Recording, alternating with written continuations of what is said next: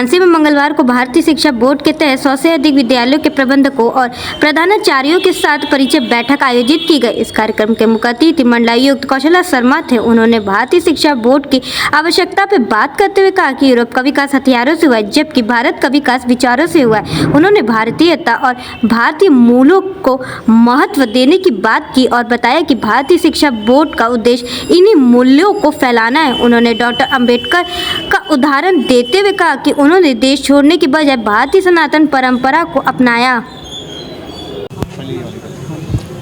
किस प्रकार की ये संगोष्ठी थी भारतीय शिक्षा बोर्ड की, किस तरीके से ये भारतीय शिक्षा बोर्ड का जो भारत सरकार ने गठन किया है, उसी के जितने भी कार्य हो चुके हैं और भविष्य में कैसे कार्य किए जाएंगे, उसी के बारे में आज ये विचार गोष्ठी भारत शिक्षा बोर्ड के द्वारा यहाँ वाराणसी में रखी गई है।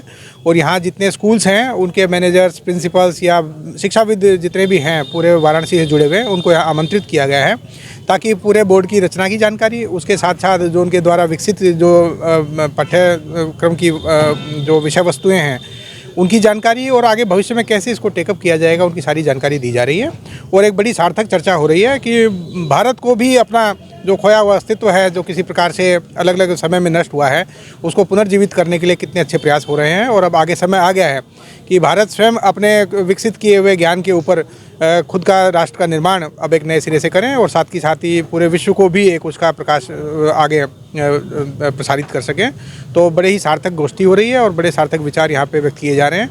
और मैं प्रयास करूँगा कि वाराणसी में इस गोष्ठी के साथ आगे भी इनकी अच्छी गोष्ठियाँ हों, ताकि ये जो इतनी अच्छी चीज़ें भारत सरकार के द्वारा की जा रही हैं, इसकी जानकारी ज़्यादा से ज़्यादा लोगों तक।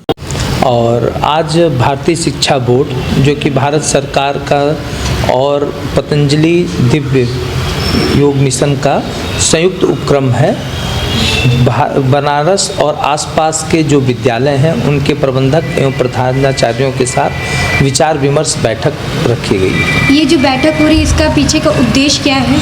इसके पीछे का मूल उद्देश्य ये है कि भारतीय शिक्षा बोर्ड की स्थापना क्यों की जा रही है और भारतीय शिक्षा बोर्ड के आने से जो हमारी स्कूली शिक्षा पद्धति है उसमें क्या परिवर्तन आएगा, जो हमारे स्कूल के कंटेंट हैं, उसका करिकुलम है और जो एनसीएफ मतलब नेशनल जो स्कूल का सर्कुलर फ्रेमवर्क है वो, या जो भारत सरकार की नई शिक्षा नीति है एनपीई, उसको किस तरह से हम अपने शिक्षा में लाएं और जो विद्यार्थी हैं उन्हें अपने पारंपरिक ज्ञान मूल्यों से जोड़ें। साथ में जो भविष्य की उनके सामने चुनौतियां हैं राष्ट्रीय और वैश्विक, उन चुनौतियों से किस तरह से निपटें और एक अच्छा रोजगार प्राप्त कर सकें, साथ में उनके अंदर भारतीय मूल्यों का भी उचित समावेश हो।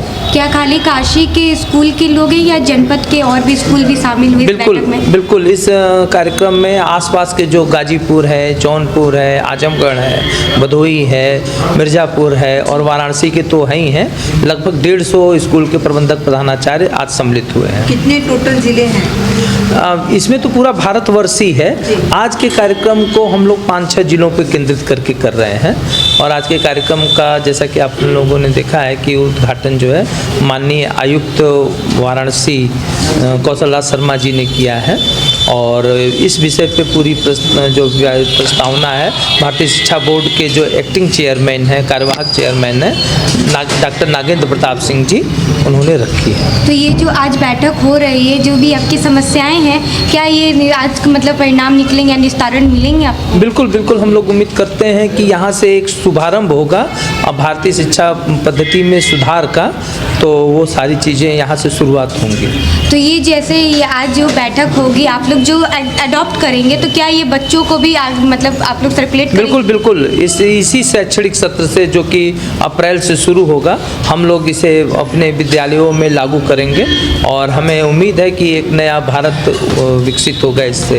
तो क्या ये खाली सीबीएसई बोर्ड भी इसमें शामिल है कि यूपी बोर्ड? नहीं, इसमें CBSE board, UP board, ICSE board, सभी बोर्ड इसमें सम्मिलित होंगे। वस्तुतः भारतीय शिक्षा बोर्ड तो अपने आप में एक नया बोर्ड ही हो रहा है और इसमें सभी बोर्डों के विद्यालय सम्मिलित होंगे, उनके विद्यार्थियों को इसका लाभ मिलेगा इस करिकुलम डेवलपमेंट का। Thank you.